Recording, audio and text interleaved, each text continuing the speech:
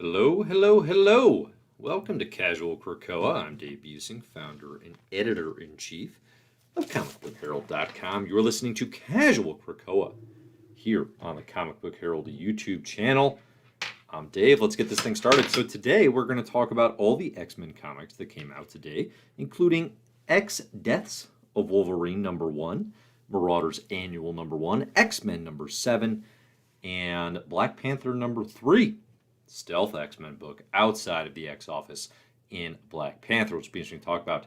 Thanks to those of you who are joining here live. Much appreciated. Get in your questions and thoughts here in the comments as I go. Let me know anything if you're having issues with audio or video. I want to hear it so I can potentially make a correction. But get in your questions. The super chat is open and available if you want to get in questions that I will definitely prioritize. Otherwise, let's get to it, okay? We'll start with the big one. We'll start with X Deaths of Wolverine #1. I'm seeing here in the chat people saying they loved it. This was an amazing week for X books. I have to agree. Real good week. Real good week. For X-Men fans, X Deaths of Wolverine turned the ship around. Definitely a huge, huge turn for this event. A much, much needed great second issue in what is going to be a 10-issue weekly alternating between lives and deaths Wolverine event. This issue rocked. Okay, I did a full crack in Krakoa on it. That is up on the channel. You can see it there for some of my theories, which we'll probably talk about a little bit today, as well as just a breakdown of what happened, and frankly, just my own hype. I mean, here's the thing: is like coming out of X Lives of Wolverine, which I was on this Casual Krakoa last week. This time, pretty down on. Right, I was fairly apathetic. More than anything, I was probably frustrated. Right, that's kind of the issue we got. Kind of a lot of scene setting, not a lot of really selling why this was the moment, why this needed to be the exchange and the stretch between Inferno and Destiny of X. Deaths of Wolverine does that, okay? It does that with a plume. It tells you exactly what it needs to be and where this event is going, while introducing some mystery and some things that are very exciting. But here's the thing: is like knowing it needed to do that. I woke up today very excited. Not quite Christmas morning excited. Not quite New Hickman Inferno issue excited. Definitely not House of X and Powers of 10 excited. But I woke up excited. I really wanted to see what was going to happen, if it was going to deliver, and I was optimistic that it could. And it did. It did. Benjamin Percy, Federico Vincentini, they did it. They crushed it. And so we're going to talk about X Deaths Wolverine, how it did that, how it was so effective. And then definitely those of you in the chat, I want to hear your thoughts. I want to hear what did you like, what didn't you like, what questions do you have, those sorts of things, and we can talk about them as we go. All right, so people are strolling in. This is great. Let's get to it with X Deaths of Wolverine #1. Okay, so the cover for this issue is Wolverine in phalanx circuitry.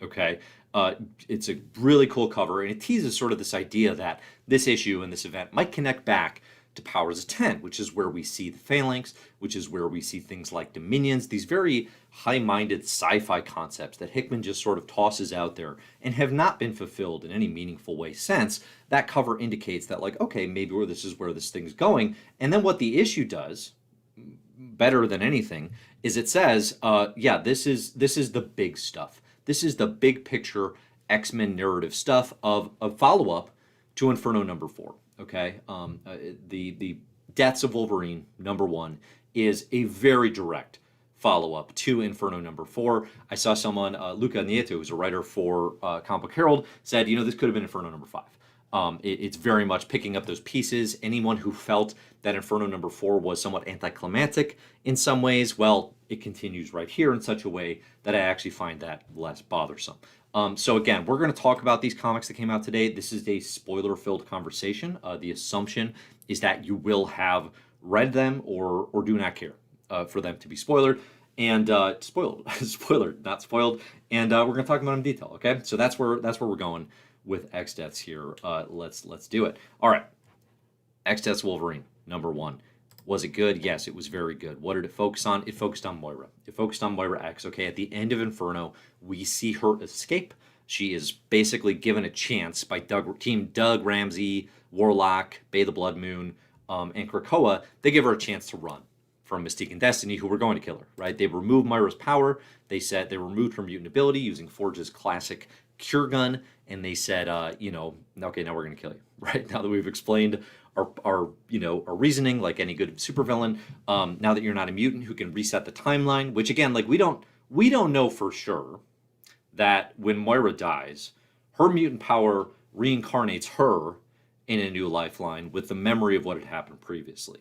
But what we don't know is what happens to the lifeline that she was in. Does everything go white and it all fades away? Or do those people continue existing? And the reason I bring that up is that could matter here with the big reveal we have in X Deaths of Wolverine, which we're going to get to in some detail, but let's just throw it out there. We have a secret mystery Wolverine who pops up out of a Krakoan no-placey egg in the middle of the island, and there's this phalanxy. I'm calling him Faye Logan.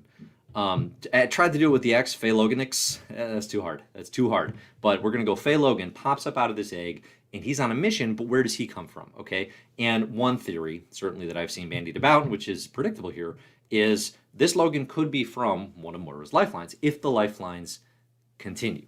That is very much in play, especially if we consider lifeline number 6 in Moira's lives, okay? One of the big reveals in Powers of 10, I think it's Powers of 10 number 6, the final issue, is that in that 6th lifeline, Moira makes it thousands of years into the future. She does this with infusions of Wolverine's blood. Wolverine and Moira are kept like in a cage, basically, by Homo Novissima, and that Wolverine could potentially have carried on. That's a Wolverine who was literally in the thralls of the Phalanx, so that could make sense. That'd be very, very cool to connect the dots those ways, but we don't yet know. We have no confirmation if Lifeline crossover is possible. Shouts to Rasputin and Zorn, just waiting for their moment. It feels very possible. I have a theory that I actually think is more likely than that one, based on what happened in Inferno and what we just saw, but nonetheless, that one is an option. And it's got potential, and I'm excited about it as well, okay? But so we don't actually know what happens when Moira dies. I mean, there's an implication, and it's a total fake out in Inferno number 4. When Mystique and Destiny shoot Moira with the cure gun, the comic itself goes white. Like the lifeline's about to reset, but we don't have any idea because that was a fake out.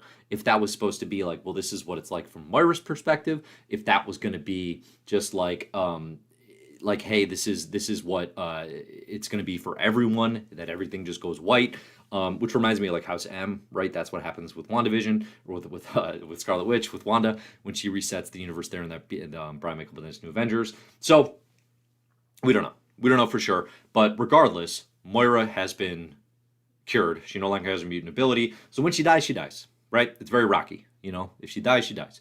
And she's on the run, from everything at this point, okay? She's on the run from Mystique and Destiny, who are just, it's not like they're like, all right, we'll give you a 30-second head start. They're like, no, we're immediately going to come kill you. Like, there's no bones about it.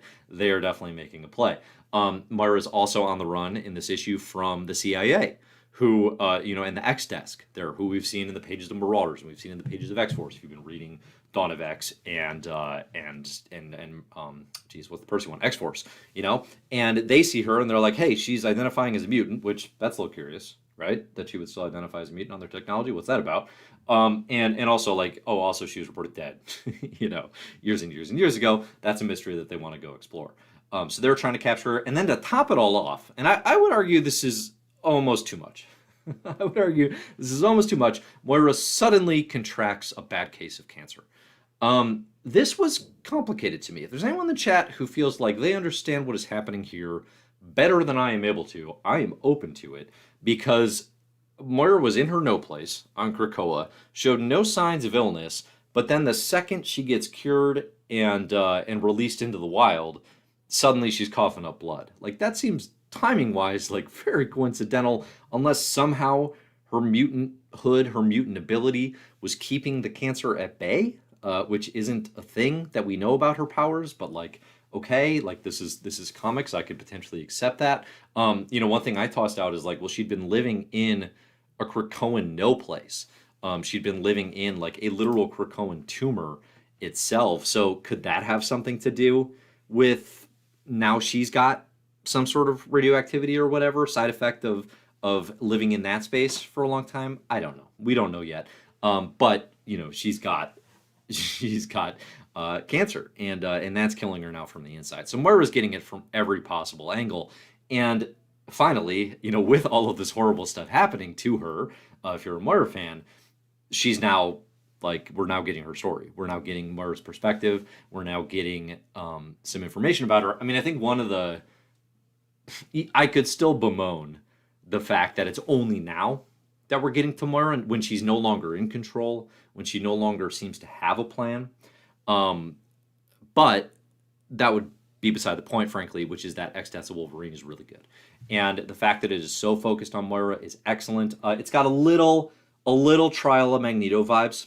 It's got a little Trial of Magneto vibes in the sense of, okay, we launched a big event named after one of our most famous characters, but they're barely in it, and it's actually a Moira event, which is weird. I don't actually really levy that complaint against this at this point, because I love the way Wolverine, or this Fey Logan, is used here as like a mystery, as a buildup of it. Like, it's going to be a Wolverine the whole time. You see the claws, you see the figure. There's no real secret in the build to displaying this Logan, but nonetheless, he's not in it a lot. Whereas X Lives of Wolverine was, here's Wolverine's narration, here's Percy writing Wolverine's voice, here's the history of this character. This is pure, like, what is happening in Krakoa right now, literally moments after Inferno #4.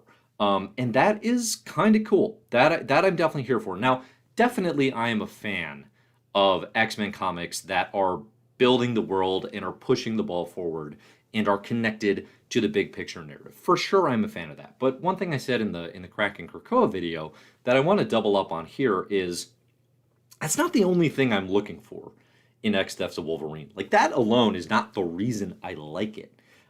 Is just that, like, oh good, it's connected and we're actually getting some Moira story out of Inferno. That part alone is not that significant to me. What's bigger to me, and I kind of, distilled this to two things in the video, and I feel like this holds true for, frankly, any of the X-Men comics that are coming out. Like, one, I want it to feel era specific. I want it to feel specific to the Krakoa era of X-Men as defined in House of X and Powers of 10. Because otherwise, it just feels like another X-Men comic. I want it to feel like it's a part of this moment in significant ways. Now, that's a fairly difficult thing to do, because with anything, it's like, well, if you want to put the tag on it that, like, oh, it could only have happened in the Krakoa era, that's almost never true. Like, that is super rare where that's the case, frankly, because, like, mutants have islands, like, like I have comics. Like, they just pop up island nations all the time. It's what they do. So there's a lot of situations and events and things. Like, for example, in X-Men #7 today, which is really good. Duggan and Larraz are turning a corner here. Maybe we talk about that a little bit. But, it's a X-Men versus a bunch of, high evolutionary style hybrid animals that want to beat them up and take out Cyclops. They're doing it in order to out some information about Cyclops. Like, purely, if you're looking big picture storyline, yes, that storyline could have happened in other eras. But it feels Krakoa specific because it is so heavily tied to trying to keep the resurrection protocols under wraps, with this X-Men team being the public-facing superhero team of this island nation. With Cyclops literally having a resurrection scene with Emma Frost, right? There are enough details and enough specifics where it feels like it's of a piece with the era. That's super important to me, okay? And X Deaths Wolverine pulls that off, again, because it's literally about, here's what comes next for Krakoa. It does the most obvious way to do it, which is good. I enjoyed it. The second thing for me that I'm really needing out of these comics, and the ones that came out today generally do quite well, is a little bit of mystery and a little bit of big idea. Especially for an event comic. I think this goes tenfold, okay? Which, again, X Lives and X Deaths is an event comic. There's a lot of people who love to extol the virtues of patience when it comes to X-Men comics not being very good. Like we're children, not waiting for our treats. And it's like, this is an event comic. It needs to sell itself. It needs to be big and grandiose. We don't need to sit through relatively mundane, boring things to get to the good bits. That's not how this is going to or should work, and that is asking audiences to just put their gratification on hold, right? And yes, you build to big moments in stories. I understand that, okay? But you got to put some of your chips on the table and move things forward in ways that are somewhat mysterious, so there's a reason to get invested, and are full of like, okay, at least some sort of interesting idea that we can grasp onto and talk about. And X Deaths of Wolverine does this. It does all of these things, and it does them effectively. And even X-Men #7, I think, is an issue where on a smaller scale, it does this stuff. It does this stuff well. I haven't read Marauders Annual #1. I got to throw out there. I have caught up I skimmed it very briefly, just in terms of like maybe some big picture stuff. But I need to read it. I'm excited to read it. I'm looking forward to the Steve Orlando era of Marauders. But maybe it does it, maybe it doesn't. I don't know. Okay. So all right. Back to X Deaths of Wolverine. Again, so it's a Moira focused issue. It's all about her going on the run. She's doing kind of the Born Identity thing. She's been burned. She has to escape. She dyes her hair blonde, which that never fails. She doesn't effectively cover up her literal techno-organic arm, which feels like a giveaway, if you ask me personally. But, hey, she gets caught, unsurprisingly. And but she's still on the run at the end of this. The bigger reveal, the bigger piece of the mystery is this mystery Wolverine. Where is this mystery Wolverine coming from? Jean and Professor are literally standing over the body of the Wolverine that they know, right? They're standing over the body of the Wolverine that they know, having sent him back in time, at least, psychically, to go on these rescue missions. And all of a sudden, a new Wolverine pops up, slashes Black Tom Cassidy, pour one out for Black Tom. And now we got a phalanx. We got Faye Logan running around. I threw out in my video, I talk about the Age of Ultron paradox and time-traveling Wolverines there. That seems real unlikely, but I had to talk about it because that one's always a pretty wild Marvel event continuity bit of just mind buggery. And it's worth talking about, even if it's not going to happen. If you haven't read Age of Ultron, don't worry. You don't need to. But in this decade-ago event, essentially, there are, and I explained in Krakoa, so I'm not going to do it again here. But basically, there are two Wolverines that both travel to the same point in time. And one of them makes an agreement to be like, okay, I should be the one that dies. So this Wolverine says he kills the other one, but we never see a body, we never see it confirmed. So there's a lot of theories that, like, there's a second Paradox Wolverine out there. Could that second Paradox Wolverine have gone on to be infected by the Phalanx, go on all sorts of different missions? It's always a possibility. That's all I'm saying. Is that likely? No. I think the most likely scenario is, based on what we saw in Inferno #3, the knowledge that Omega Sentinel has gone back in time from a timeline where mutants always win, and has come back in time to start Orcus and prevent Krakoa from succeeding. She's doing the reverse Moira. Okay, Moira sees mutants always lose and has tried all these plans because of that. Omega Sentinel has seen mutants always win and is trying Orcus and Nimrod as a solution to that. Could Wolverine, this new Wolverine, have traveled back in time from that same Omega Sentinel timeline? Basically we have timeline 1, timeline 2.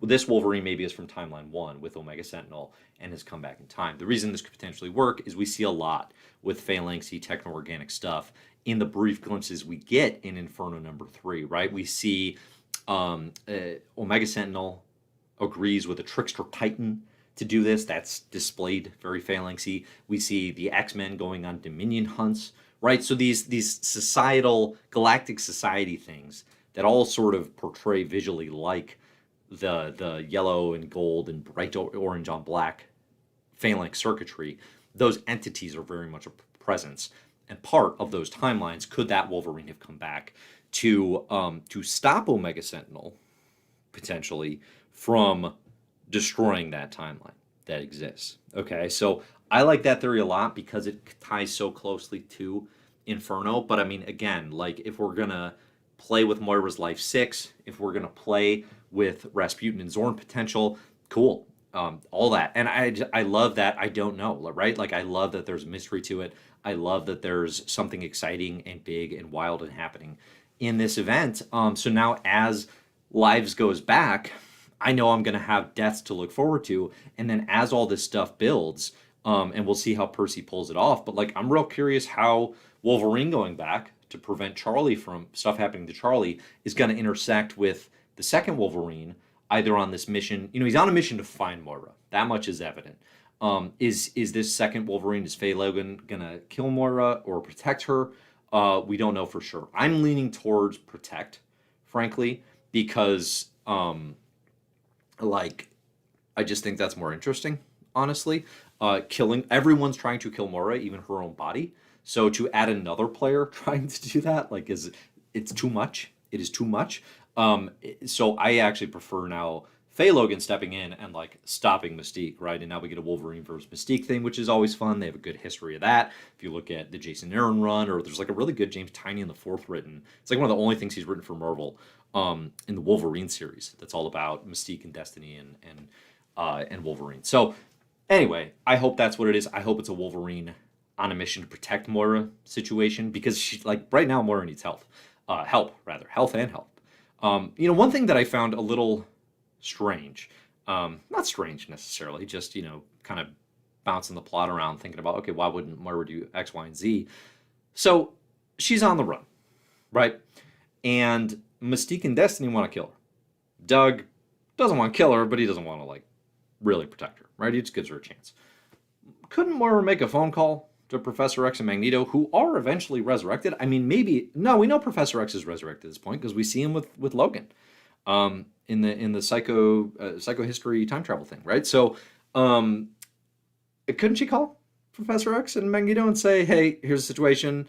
I'm alive. I know you don't have the same power and control you used to, but can you help?"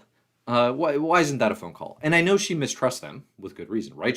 This opens with her being like, they betrayed me, essentially. They turned on me. That's not totally true, right? Like, Magneto and Professor X played it badly, and they abused their relationship with Moira, and she doesn't have good reason to trust them, but they don't want her dead. Like, that's not a thing they actually want. Although, I could see them getting convinced once they realize Moira's mutant ability is gone. Certainly Magneto. But, like, I don't know why everyone on the Quiet Council is doing their own thing. They're doing their own shady bit of business to protect their own interests, right? Sinister literally has his own clone farms on Krakoa, right? So, like, why couldn't Magneto and Professor X have, like, a hideaway with Moira? That seems very plausible to me. It kind of just seems like Moira doesn't want to because she's been scorned. But it does seem like her best bet, honestly. Or even a character like Sean Cassidy, who she has a long romantic interest. Like Moira has allies, I guess is my point. How about her son Proteus? Omega level Proteus. Both Sean and Proteus probably don't even know she's alive.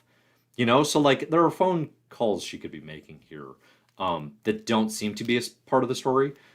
So I'm a little skeptical of that. That seems like something that should be on the table.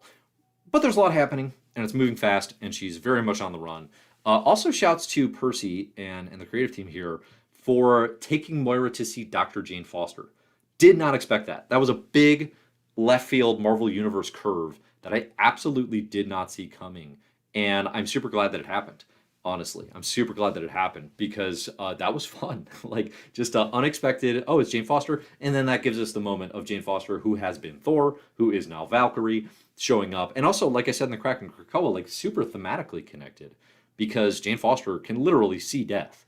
Like she sees the Reaper. She sees who's about to get it. She's a part of that relationship. That's why there's a real cool Al Ewing written issue in the Valkyrie solo that he co-wrote with Jason Aaron about Valkyrie, like, visiting the cosmic entity of death, right? And having a conversation about like the death of death in Immortal Hulk and books like House of X and Powers of 10. So cool character to integrate into this. I don't know that we're going to see more Valkyrie. If we do, great. If we don't, still works. But yeah, I mean, all in all, X Deaths of Wolverine is like, it's a triumph. It's exactly what I hoped could be happening in this event.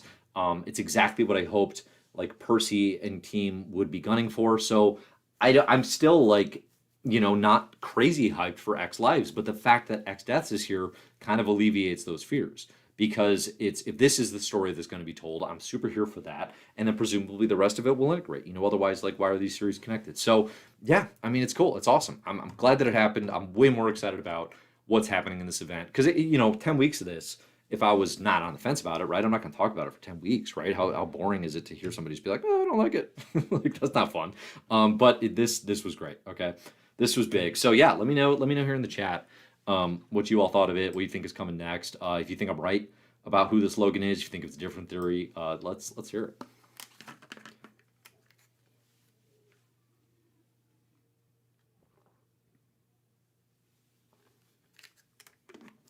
Okay. I'm seeing an interesting question here. So this could apply to a few strains of thought. But one of the big things in X-Men #7, which is written by Jerry Duggan, we got art by Pepe Larraz. They're talking about Cyclops, okay? And Cyclops is killed in this issue. I'm really not spoiling anything if you've been reading this because we kind of knew this was coming. It's kind of like it starts us at a stage where, okay, Cyclops has to pretend to be this Captain Krakoa character, and now we've kind of been going back in time to explain what were the circumstances that led to that. But one of the big things that happens upon Cyclops' death is Dr. Stasis, this Nemesis character who is basically outing the resurrection protocols and also studying them, former Orcus, or maybe current Orcus, I don't know if they're still involved or not. I think they're. Dr. Stasis is like, hey, I'll tell you where to find me, but I'm going to test if you can remember this when you get resurrected, right? So he's basically exploiting the resurrection memory gap, which is not a thing that he would definitely know or not know, right? Hence it being a test. And I'm seeing the comment here about the resurrection memory gap. So when mutants die, they back up to their most recent backup, right? So Professor X has all these Cerebros. He makes these backups of characters. So if they die, a few hours after a backup was made, they don't remember those hours in between backups, right? That memory is lost. We see this with like Kate Pryde, for example, doesn't know that Sebastian Shaw killed her because she died and she didn't have a backup at that exact moment. I'm seeing the question here from Banksy says, doesn't the memory stuff not matter anymore with the Trial of Magneto's edition of That Lame New Place? This is actually an interesting question. So in Trial of Magneto, Scarlet Witch's gift to mutant kind is she establishes, it's got a fancy name, but it's basically like a new house for mutant resurrection. She's basically like, here's the essence of mutants who are not backed up via Cerebro. So what this allows is it allows most like prominently James Proudstar, Thunderbird, who died in basically the first Claremont mission versus Count Nefaria way back when. The argument was made here, I guess, that there were no Cerebro backups at that time. So this character was dead before Professor X had any backups, and Scarlet Witch is like, well, here's this magical garden, like almost literally, where you can pull this information from. So to this question, if there's a magical garden of mutant backups, what are the like timestamps on memory within that? Okay, so that definitely seems like something that needs to be addressed in more detail, or in any capacity. Frankly, I don't know. I have no clue. Right, I definitely do not have a good sense of like what the heck is the deal with this magic garden of memory, of mutant memory, because again, it's kind of just a thing that they had to roll out to have something punchy at the end of Trial of Magneto, which was a bit of a bust, and I don't know that it actually works. So good question.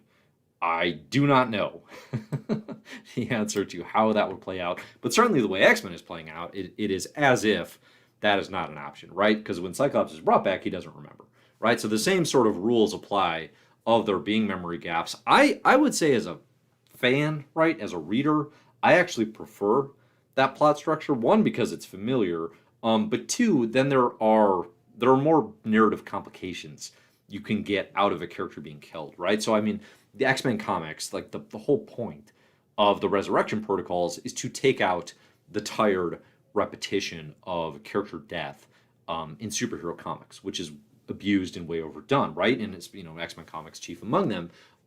But you at least leave in this memory gap thing, and then there's narrative complications that come about from dying. It's not just like, we'll just get resurrected and nothing happened. There's at least like potentially a loss of memory if something important happened in your final moments. So I do like it being there. But again, that does raise the question, like, well, what the heck are they going to do with the Scarlet Witch Garden? How is that going to play into things? I mean, that is totally unclear to me right now. Maybe the way you do it is that is there for mutants that were pre-Cerebro, like just purely like if they died pre-Cerebro, here's a backup up to the point of Cerebro of their life. So now all mutants who were pre-Cerebro can be resurrected. But even that, it's like there are so many questions that come out of that, because it's like, well, is that literally all mutants throughout the history of the world? Because mutant kind does not start with the atomic bomb, right? That just accelerates things.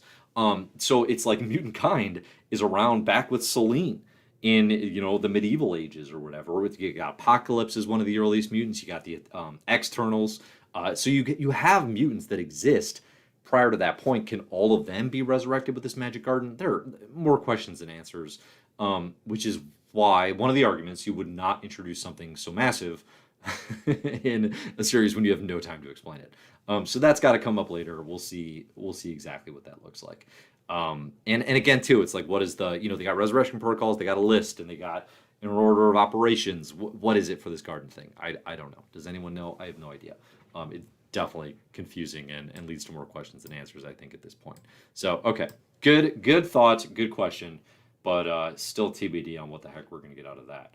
But yeah, I mean, so otherwise the comics today, X-Men #7, I've been really into this Captain Krakoa arc, more so than I thought I'd be. I've been fairly critical of the Duggan X-Men launch, of the Duggan X-Men run since launch. I mean, I've kind of been saying, like, these comics are the best looking comics because you got Pepe Larraz and Gracia when they're on the book.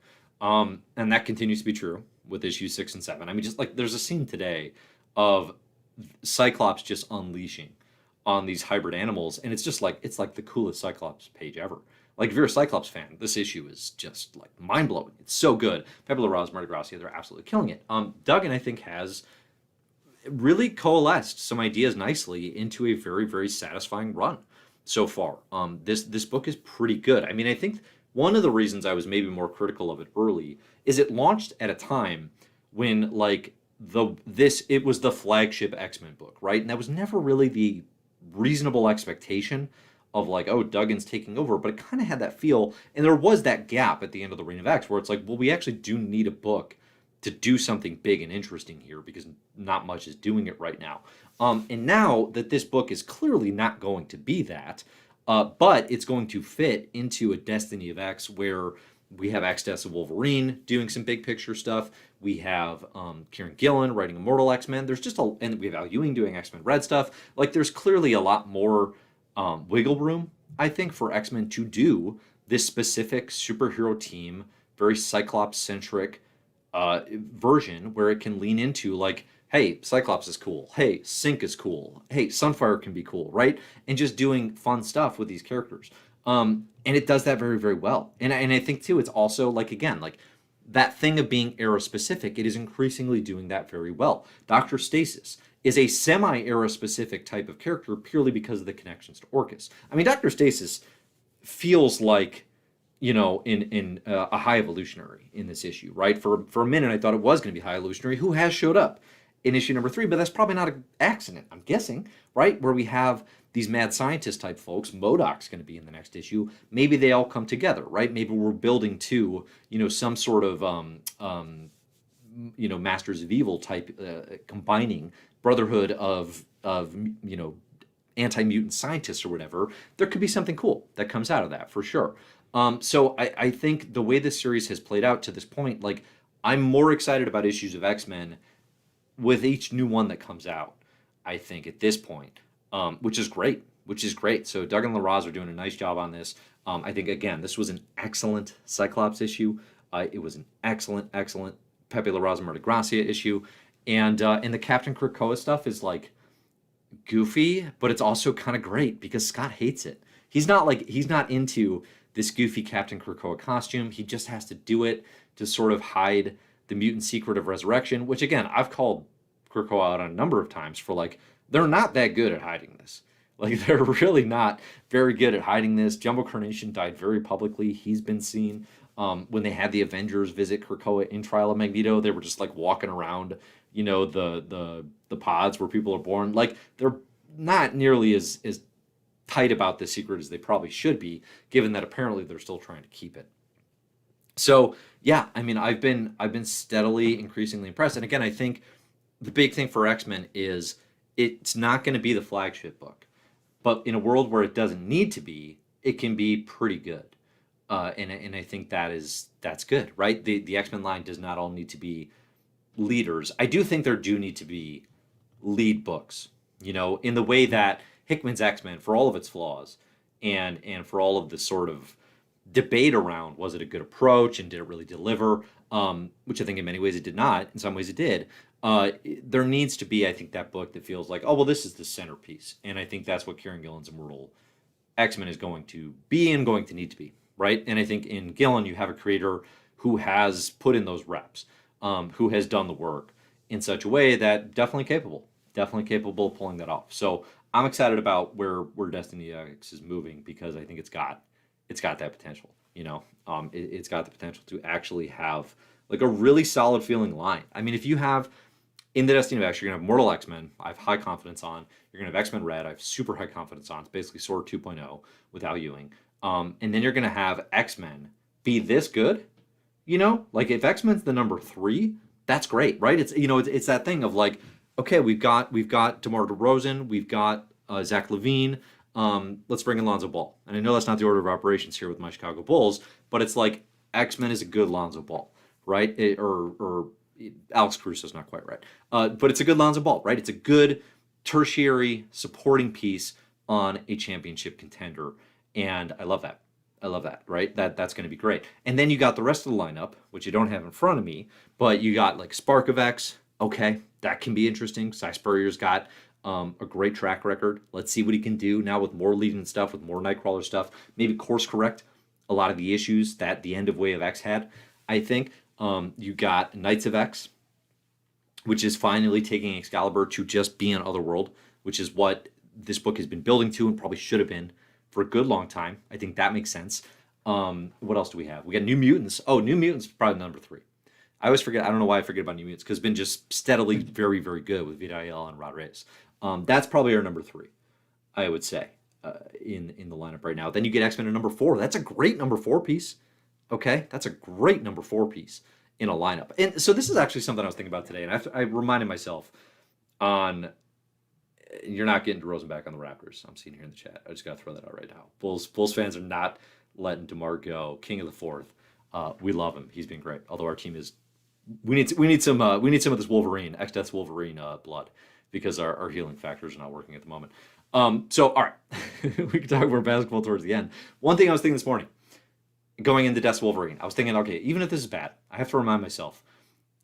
There's kind of 2 avenues. There's 2 perspectives maybe to look at this era of X-Men. One was this could be an all-time great moment in comics.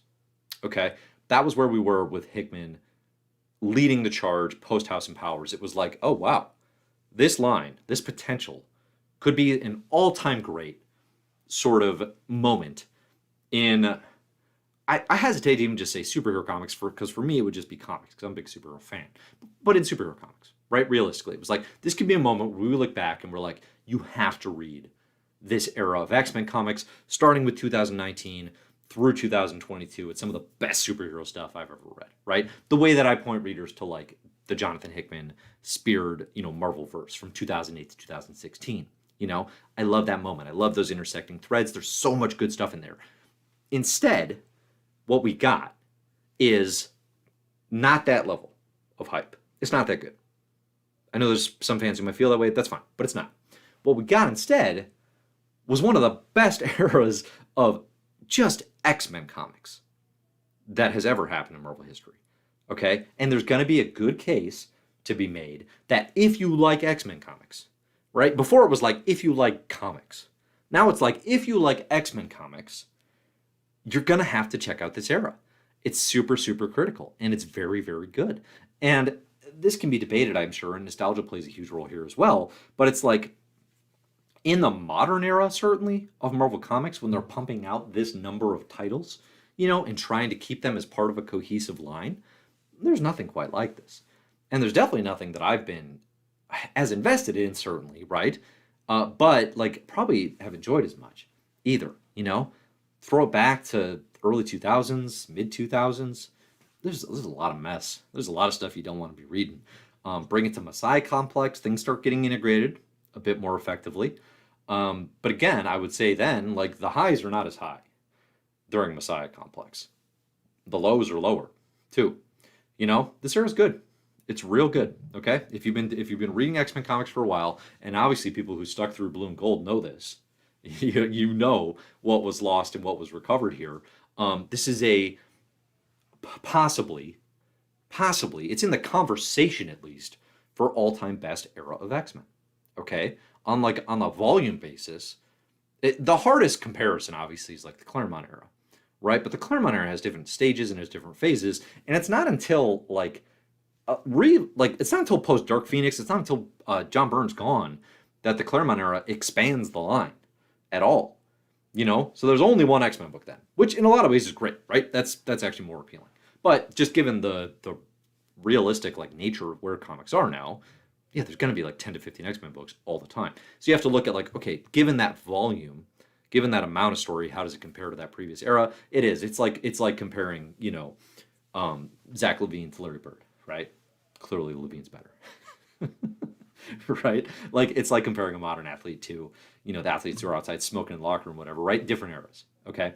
But if you're doing that, it's a conversation at least. And that is me attempting to celebrate what has happened here. It's already a success. It is. It's just not the all-time great, this could be a moment in comics success that I hoped it might be.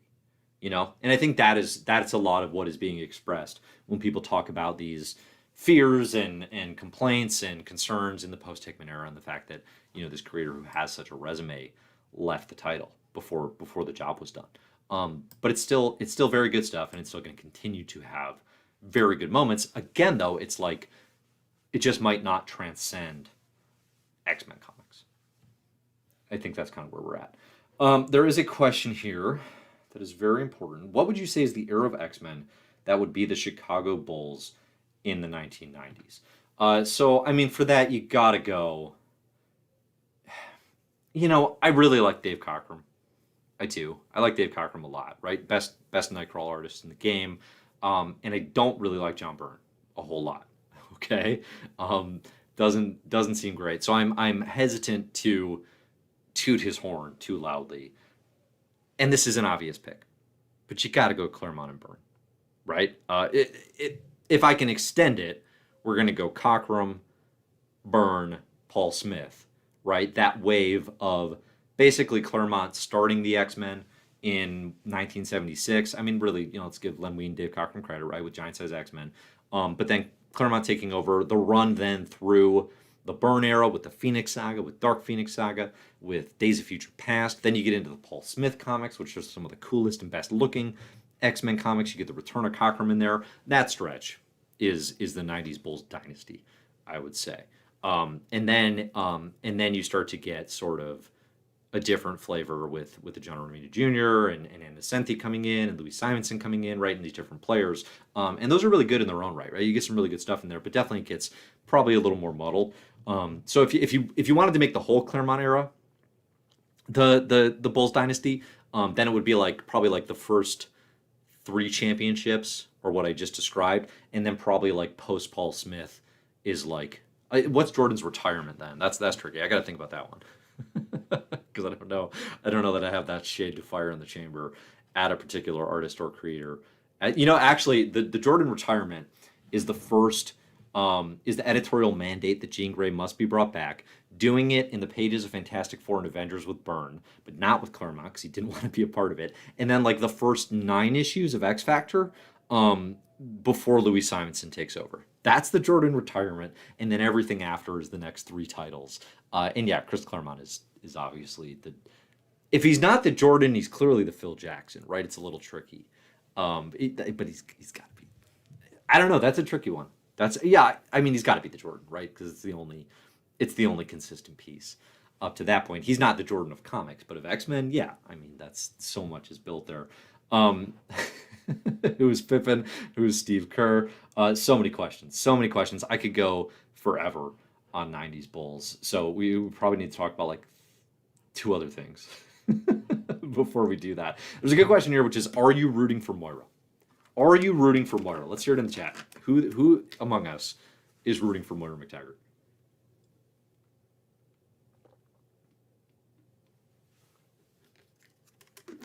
All right. I am rooting for Moira, actually. She definitely became a character that felt like we could not be pulling for her. By the end of Inferno, it was one, her plan is to cure mutant kind. She had reverted to that as the one thing she hadn't tried, which is a pretty big no-no in X-Men books, right? You don't actually take away the thing that makes them different and special. Like that's generally frowned upon. And that is Moira's actual plan. So am I rooting for her to cure mutant kind? No. Am I rooting for her to escape and reevaluate her options and consider what her lifelines have taught her and to, as Destiny put it so famously back in House of X, make the right choice to get to an 11th life? Yes, because I think that leads to the best stories, you know? So like I'm not, and here's the thing is like nothing in there, because there's been so little Moira until Inferno brings her back and properly vilifies her. There's no real reason to get invested in this character. We don't know her as a person. We don't really know what she's thinking. We just get her in these emotional states of frustration, of being fed up with those around her. We have never seen her actually in action as the planner, as this individual with thousands of years of experience. I want to see that character in action. So in that regard, I'm rooting for her because I want to see more of this character, right? Like if she gets caught by the CIA and put in a prison cell, we don't really get to see what it is she wants to do or what it is she's going to try to do now that, you know, like she doesn't have a heck of a lot of a chance here, you know, now that everything's against her. What is this character going to do? I think that leads to a lot of potentially interesting story. I'm not rooting for her to succeed per se, but I'm rooting for her to reevaluate and figure out like what is the role here that she can play. Because obviously she has to be a critical player, you know, like, and that's the thing is like, you know why Mystique can't succeed? You know, well, I guess she could, but like, you can't actually kill Moira and take her off the board because that would just like, it would just deflate this line so heartily. I mean, I would say Moira is the single least killable mutant in the entire X-Men line. You could take Professor X off the board for a while. You could take Magneto off the board for a while. Heaven forbid. You could take Mr. Sinister off the board. You could try. He's got a million clones. You can't take Moira off the board because what that would do is that would be a declaration that like, hey, you know that setup with the 11th life and her being this driving force of the Krakoa era, forget it. We're on to something else. Like that is the end of this era if that happens. The exception being if Moira is killed and there's a potential out later with her being resurrected as a mutant, right? Which I feel like is in play, especially with the Magic Garden we talked about earlier, right? Magic Garden really throwing a wrench into things. Seeing here in the chat, I'm reading the Claremont run for the first time. Thanks for the reading order. No problem. If you want to see that, just Google Claremont X-Men reading order. Go over to comicbookherald.com. You can find a full 80s Claremont era reading order all the way through the early 90s. Then you can go on into the 90s with the CBH reading order. I've got you covered. If you don't know what X-Men comics to read, check out my site, comicbookherald.com. It will tell you where to go. So, all right, the other comics that we saw today, I mentioned X-Men number 7. I mentioned Marauders Annual. Again, I haven't read it. What I did skim through and pay attention to was apparently it looks like the black box that Emma bought from that, I don't know, nameless tribe was made of Mysterium, which I'm questioning how that's possible because Mysterium is an element that seemingly Sword like discovered from like the white hot room of the cosmos. So how the heck that got to Earth in the first place? That's interesting. But apparently cost a boatload. And inside of it, I guess actually this answers the question, right? Is inside of it there's a map drawn and with writing on it from Cape Pride. So there's like, and she doesn't remember doing this. She's like, this is a present to myself, whatever kind of thing. Implications of time travel, implications of alternate reality traveling kind of stuff. That's got my attention. That's definitely got my attention. Like when and how did Kate put this message in a mysterious black box that Emma was going to buy and get to her, right? That's an interesting premise for this Marauders run. The Steve Orlando run, you know, he's a writer that I definitely trust and looking forward to. It seems to definitely be leaning more into the actual swashbuckling pirate vibes that were suggested and then quickly abandoned in Marauders in the Duggan run, which I think will be probably pretty appealing to most readers. You know, Marauders really got bogged down in its own business. I don't even know what you would call the back half of Marauders. Like, what even is that book? about. Because initially it's like it's the swashbuckling pirate stuff, it's them protecting mutants in other regions that can't do it themselves, and it's Hellfire it's Hellfire politicking, you know. But the back half, like, what even is it? I don't know. But I'm excited about the new direction for Marauders. And then we have Black Panther #3. Black Panther #3 came out. It's the third issue in the John Ridley, Juan Cabal, Federico Beli run, which follows the really excellent Ta-Nehisi Coates run. And it was fairly relevant for X-Men fans. I'm seeing a comp here. Cape Pride's journey to find the One Piece has begun. Good comparison. Good comparison. Like, honestly, Marauders as One Piece, yes. Like, just do it. That sounds fine. You know, and that's the thing too, where like not every book has to be this special big picture momentum pushing thing. Hellions wasn't that. I love Hellions. You know, it just has to be era specific and has to have the elements of mystery and big idea to play with. That's all I ask. That's all I ask. All right. So what was the other thing? Oh, Black Panther #3. T'Challa is no longer king of Wakanda. Okay, at the end of the Coates run, they're trying a democracy. They're trying this thing called democracy, which actually leads to some very interesting conversation and philosophizing about monarchy versus democracy. Obviously, Coates played with that a lot. But right now, the reveal in issue #1 is T'Challa has a bunch of sleeper agents around the globe. Wakanda sleeper agents. You know, it's that sort of Batman-esque paranoia, but also just sort of potentially pragmatic, you know, ways to secure yourself. And T'Challa, people figure this out and they're trying to kill these sleepers.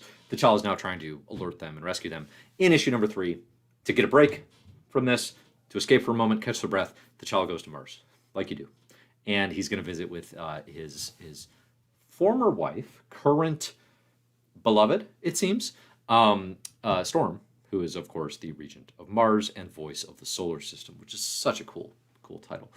So T'Challa and Storm get a moment to catch up. They continue to be, at least within the pages of Black Panther, on very good terms. They continue to be very friendly. Obviously, this is an important key alliance, I think, for Krakoa, as people continue to desire or question, like, oh, Avengers vs. X-Men, when could that happen? With T'Challa as a key component of Avengers and leading them, you know, a lot of the time, although in Black Panther it seems like maybe he's taking a break from that. Their relationship with Storm and Storm's position in the solar system, like, listen, could that dynamic fray? Yes, that happens conveniently all the time, but I think if it's written well, it doesn't, because these characters are pretty deeply in love and have been for a long time, even if the marriage, you know, didn't work the way they thought it might. But within that, you also have Gentle here, the character who was in the X-Men election, was my pick for the individual who should be voted on as the next member of the X-Men.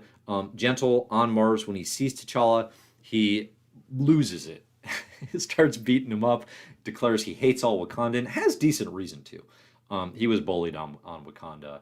We talked about this in the election, but Gentle is half Wakandan and half Russian, as it turns out. And because he was not fully Wakandan, this character was bullied and ostracized, and again has reason to be mad at the society. But he takes this all out on T'Challa, and then at the end of the issue, or by the end of the issue, it's revealed that Gentle was really playing a part in a lot of ways, because he too is one of T'Challa's sleeper agents. Now this is interesting because T'Challa has a sleeper agent, mutant, on Krakoa, on Arakko, right? And we don't know what level of information is being communicated and displayed. Again, Gentle's allegiances is something that could be you could get into in more detail. This is why you need Gentle on the X-Men team. This is why he should have won the election. There's a lot of good story potential there. So yeah, I mean, it was decent, and just good character interaction stuff with T'Challa and with Wakanda, and kind of what that alliance is. I mean, I think one thing to consider is if something happened to T'Challa, I have no idea what the status between Krakoa and Wakanda would be, right? Like, it seems to be very singularly tied to this individual and their relationship to Storm. If something happens to T'Challa, he's taken out of the picture. Again, he's no longer the king, so he doesn't make the decisions himself. Does that mean Wakanda can become more adversarial towards Krakoa? Again, they don't need Krakoan drugs, so they're not reliant. Yeah, it certainly does. It certainly does. So, all right, last call for questions here. Get them in now. I think we talked about every comic here, at least. So last call. Get them in, and I will address whatever I see that is interesting.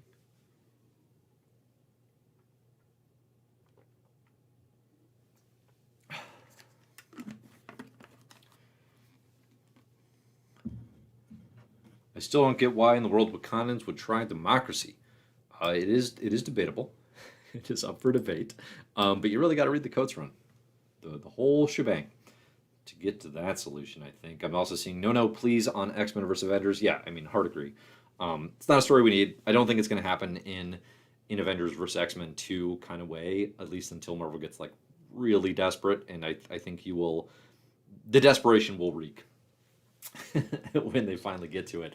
I mean, Kieran Gillen's doing some form of this with his Eternals run and kind of an Eternals vs. Avengers thing. I was happy to see that direction instead of an Avengers X-Men thing, just because that is not that interesting a story at this point in time.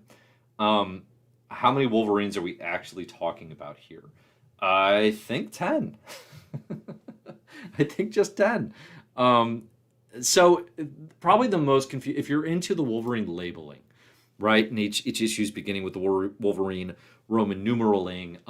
So David Bowen, fantastic writer over at comicbookherald.com, put together the best, most comprehensive piece I've seen absolutely anywhere on just X Lives of Wolverine #1. Go to comicbookherald.com, find that article. It is remarkably researched and well done. But within that article, he puts together, okay, here are the 10 arrows of Logan that each Roman numeral probably refers to. And he does a great job. But it's hard to do. That's hard work to figure out, like, okay, where in chronology, when is the Weapon X Logan, and when is, in the cabin with Silver Fox Logan, and these sorts of things, right? But the question now is, okay, I had thought Logan 10 was just like present day Krakoa Logan, yeah? But now that we have this Phalanx Logan, what number is this Logan assigned? Does he fit into the Roman numeral scheme? Is he outside of that? I don't know. Like, if that is Logan 10, then that causes some issues with the rest of them. Percy referred to him, I think, in a tweet as Omega Wolverine. So I'm kind of guessing that he's just like outside of the Roman numeralizing of Wolverine. What was that Instagram post you made with Age of Ultron Wolverine, Dave?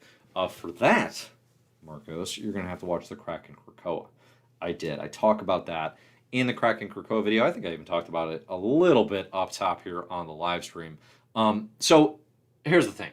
X Deaths of Wolverine, not that directly tied to Age of Ultron, but it got my mind moving in terms of like, okay, where are mysterious Wolverines potentially popping up from?